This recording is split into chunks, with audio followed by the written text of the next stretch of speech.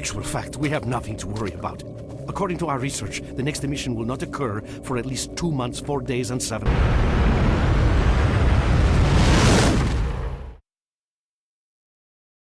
Yeah, Stalker Clear Sky, you start off by surviving an emission.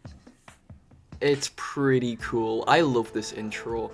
Also, Scar's back from Stalker 2. I say he's back, but I mean, this is the first game he was in, but you know what I mean.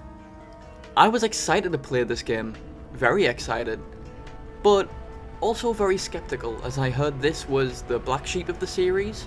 And to be fair, I can completely understand why. It's a lot different from Shadow of Chernobyl, and I still enjoyed it. I'm gonna be honest, I still really enjoyed this game from start to finish. Granted, this one does have a bit more focus on the combat side of things instead of the usual exploring the world and taking in all of the atmosphere. I didn't mind at all. I do enjoy a good gunfight, even sometimes when it's a bit much. Like, I love shooting a man, you know, I love shooting a man, but sometimes it can be a bit too much for the system to take all at once. But I still relatively enjoyed this game, I did. This time around, I think I'm just going to jump in and start talking about the game overall. I do have some things to say about the game, whether it's good or bad. Some things that kind of ruined the atmosphere, some things that really worked in its favour, and just overall, I'd like to just discuss the game, instead of trying to go for the structure like last time, because that clearly failed. So to start with is the new faction war system. So you do get access to new PDF features, and it's sad to say that the rankings are gone. You still have your statistics and everything like that, but the rankings with the top 20 stalkers, it's gone. Which honestly is fair enough. You know, like I said, this is a very different game from the previous one, and you don't really deal with Sidorovich in the same way that you did last time, so you don't have access to his competition, which is the top 20 stalkers of the zone. But the new faction war system is pretty good. I'm not gonna lie, I do enjoy it, and I can understand the concept of what they were trying to go for when it comes down to the faction war system. So how it pretty much works is you have access to siding with different factions, you know, which want to be like better, and you help them take territories, you help them reclaim areas of the zone, and help them build up. You support them, and in doing that, you gain access to new routes, to a safer zone for you to traverse in, but you'll also be making a lot of enemies along the way, which, honestly, understandable. If some random guy started shooting on my guys, I'm gonna be kinda pissed too, so understandable. But the new PDF features, they're pretty good. There is one thing that I'm not a huge fan about, which is the map. It kind of shows you everything, everywhere on the segment of the map that you're on at a time, so you never get surprised when you're exploring about new enemies in the area or anything like that. You can see them at all times on your map. There's also another problem that I ran into, which was sometimes you'd capture zones or you'd take them down with a couple of people, and it'd tell you to hold the area for a while, and then just nothing ever happens. I had this like from the beginning. I'll just show you like a really early example where I helped capture the zone, I helped take them down, and then it was just like, oh, wait until backup arrives. People walked past and then they weren't the backup apparently. So it's a bit finicky at times, but it's, like I said, I'm just nitpicking at the moment. Let me just very briefly roll clip. Oh. Fight is good. Alright, I think that's everyone though, right? Alright, let me just check my thing. Yeah, I'm just supposed to hold here. Okay. Hello? Do I talk to any of these guys, or... Oh, maybe it's these guys. Hello? Are you the backup? I guess not. So yeah, those people showed up and they weren't the backup, nothing really happened, so I ended up just going off and doing my own thing. But this isn't the only time that's happened either. I just wanted to use this as like an earliest example, just really briefly to show you what I mean. Yeah, like, it doesn't seem to be working as intended, but I can see what they were trying to do. And now that we've got the negativity out of the way with, I want to talk about the positives of the game. I mainly just wanted to get the negativity done with, so we're going to end on a positive note with Clear Skies. Because honestly, overall, although I did just spend the last 5 minutes probably complaining about the things I don't like, I want to talk about the things that I really like about this game and why I think it's still a really good game, despite some of its flaws. The first of which being, of course, the combat. Just like in Shadow of Chernobyl, the combat is incredible in this game. It's so satisfying to deal with a larger group of enemies. Like right now, in this area that you're probably seeing in the background right now, the Burned Church I believe it is, there's only about 4 enemies, but it feels so intense when you're fighting them because you don't really have too much cover and you want to use cover in this game particularly as well, because one gunshot is enough to make you bleed. Thankfully, that didn't happen in this fight right here, because I'm great at the game. Okay, I'm getting a bit ahead of myself, but you know, I've learned, I've started getting better at the game, so I'm learning the combat a lot more, even with my terrible PMM right now.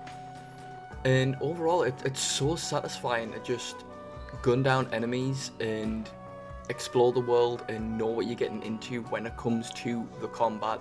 And the structures are absolutely beautiful as well that you fight in. They're very well thought out, as well as providing you just enough cover to get by, but also leaving the combat as intense as it should be, which is always nice to see in a Stalker game. You want gunfights to feel intense, you want to feel like you're on the edge of your seat all the time, and you want to make sure that any move can lead to a great victory or a terrible defeat. And then you also have your bigger team battles where you fight with the faction that you've sided with to take over larger structures.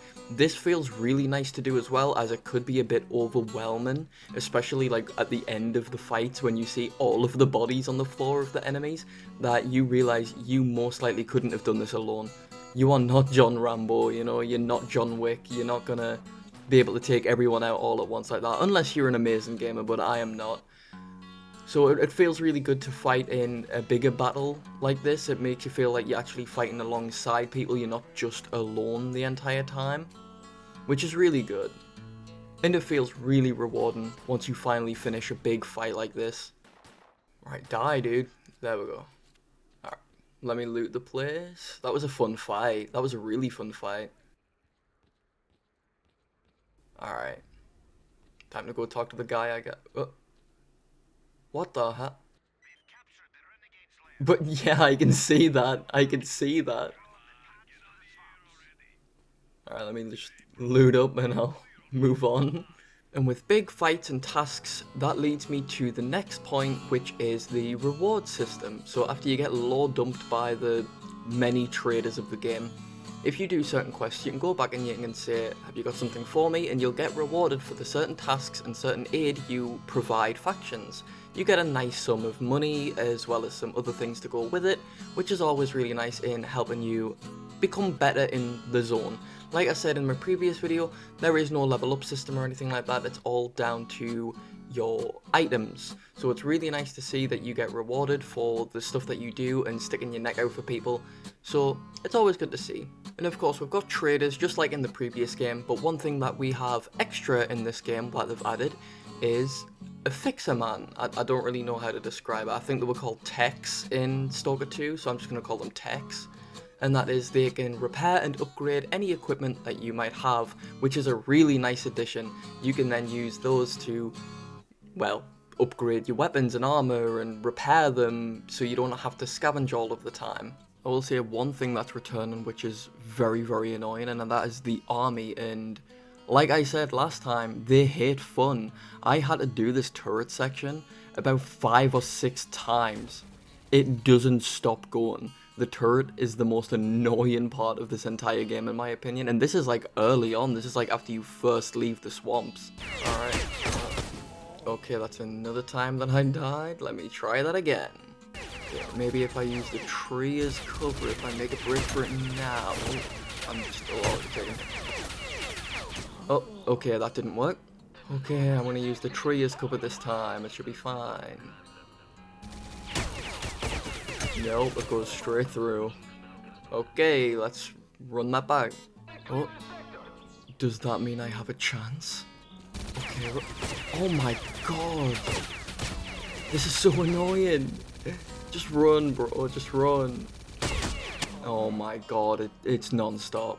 Okay, maybe that last one was a glitch. Let's try this again. Nope, they just keep shooting. Oh my god.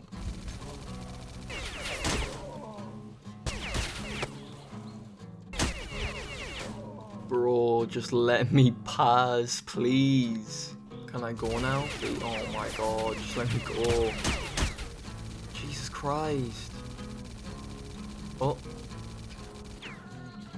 Oh my god, have I actually finally looked out? Yay, I finally looked out. Holy shit. That was so annoying. Took me like 20 tries, I swear. You have some terrible neighbors, Cedo. And speaking of Thieves with Cedo, the funny thing that happened to me when I first arrived at Garbage was I got robbed by a bunch of bandits and I lost all of my money. Of course I reloaded the save and took them all out, but I just thought it was a funny little scenario that I got myself into. I didn't get that on record, so what you're watching right now is just a funny little encounter I got when I reloaded the save, and all of them decided to pile up on me, so I just lobbed a grenade in there and ran back. But side tangent out of the way, this game is so beautiful. Like, I know I mentioned that earlier, but compare this to Shadow of Chernobyl, which came out a year prior, I believe, a year and a half prior. This is a major improvement. I mean, that's not to say that Shadow of Chernobyl was an ugly game by any means. I think that game was absolutely amazing, especially for 2007 standards. But this was only a year and a half later, and it looks so much better. Like, just look at the view, look at the textures. It looks so much better. And the improvement in the UI is a lot better too. Things such as when you're at a trader, you can see what you have equipped versus what you don't have equipped, which is definitely needed. It was definitely a needed improvement, and I'm glad that they added that. Which honestly leads me to the end of this video. I didn't really have too much to say on Stalker Clear Sky. I thought it was a pretty solid game. Granted, I only showed the beginning areas of the game, as I didn't want to delve into a lot of spoilers. As for the story, it's kind of just the same as the first one. You get sent around looking for places, and you just tread the same old places where you were in the first game as the marked one. So with all said and done, yes, this game does have its fair share of problems. I can completely understand why it is the black sheep of the series, but I do think it's still a solid entry for Stalker. I enjoyed my time with it from beginning to end, despite a lot of its flaws, and now that this one's done, I really can't wait to play Call of Pripyat, with that being the fan favourite. So now that's Stalker 2, Stalker Shadow of Chernobyl, and Stalker Clear Sky completed and under my belt.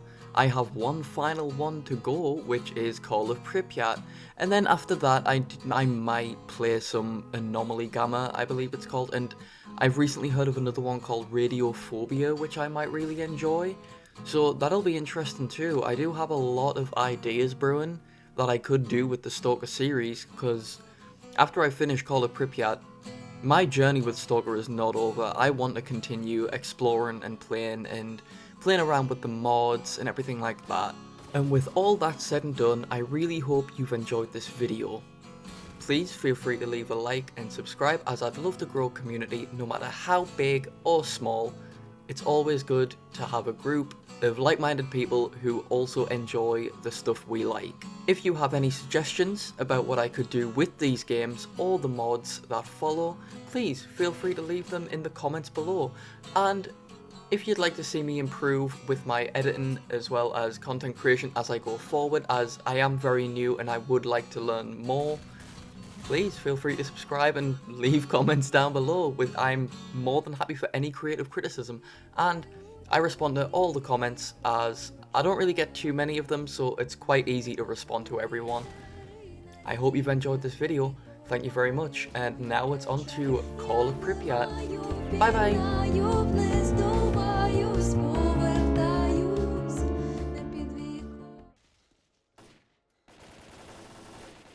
Oh god.